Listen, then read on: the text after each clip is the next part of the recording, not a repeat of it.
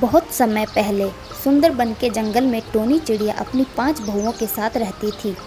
बबली चिड़िया के बेटे बड़े बड़े ऑफिस में काम करते थे, फिर अपनी सारी कमाई अपनी माँ के हाथों में दे देते थे।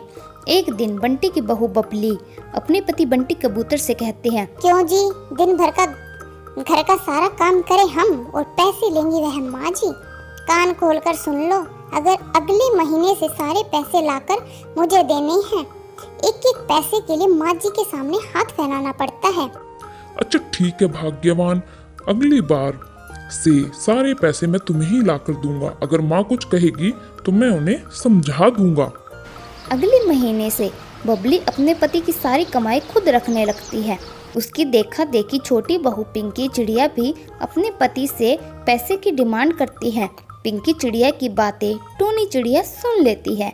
वह पिंकी चिड़िया पर चिल्लाते हुए कहती है, अरे बहू, तू पैसे लेकर क्या करेगी? आज तक तो तूने कभी पैसे नहीं मांगे, आज तुझे क्या हो गया? चुप हो जा बुढ़िया, मैं अपने पति से बात कर रही हूँ। मेरे पति की कमाई पर मेरा हक है। पिंकी बहू, मैं तुम्हें कुछ कह नहीं रही, इसका मतलब यह नहीं कि तू मुझे डांटेगी।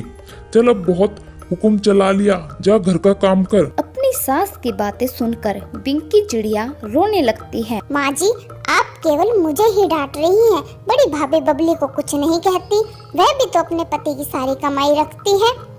पिंकी बहू, अगर बबली करती है तो इसका मतलब यह नहीं कि तू भी उसकी तरह वही गलती करे। फिर टोनी चिड़िया पिंकी चिड़िया के हाथों में झाड़ू पकड़ा देती है। अब रोना धोना छोड़, जाकर कमरे की सफाई कर। पिंकी चिड़िया चुपचाप कमरे की सफाई करने लगती है। इसी तरह कई दिन गुजर जाते हैं। एक दिन टोनी की बहू भूरी उसके पास आती है। माँ जी, आजकल गर्मी बहुत बढ़ गई है, मेरे कमरे में एसी लगवा दीजिए। तू पागल हो गई है क्या?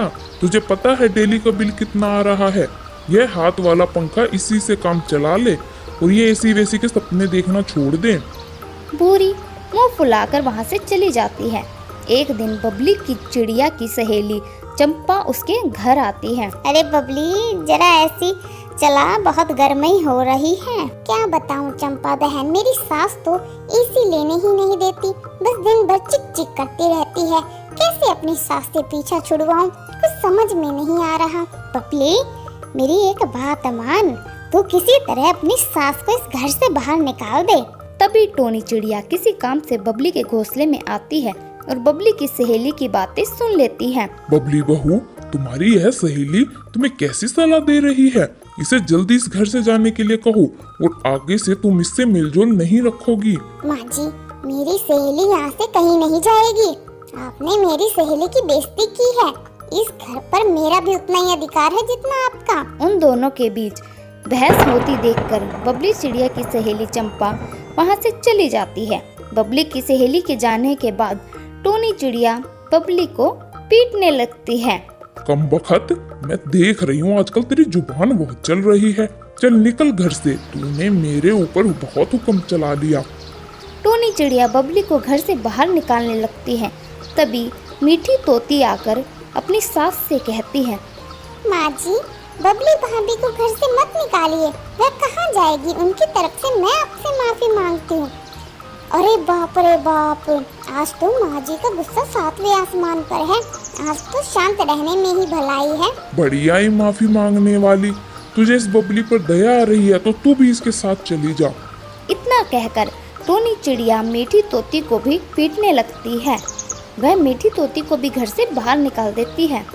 भूरी चिड़िया सास का यह रूप देखकर अपने पति कालू को फोन लगाती है। हेलो, अरे सुनिए, आप जल्दी से घर आ जाइए। माँ जी आज बहुत गुस्से में है, वह भाभी को घर से बाहर भगा रही है।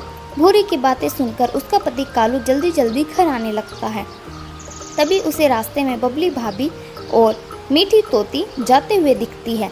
वह उन्हें लाकर वापस घर ले आता है। यह क्या, तुम दोनों गई नहीं? मैं तुम्हारी टांगे तोड़ दूंगी अगर एक कदम घर में घुस आया।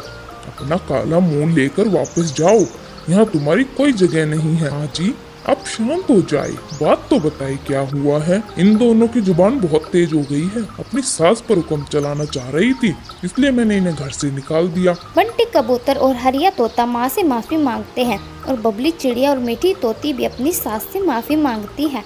इतना सब देखकर टोनी चिड़िया का गुस्सा शांत हो जाता है।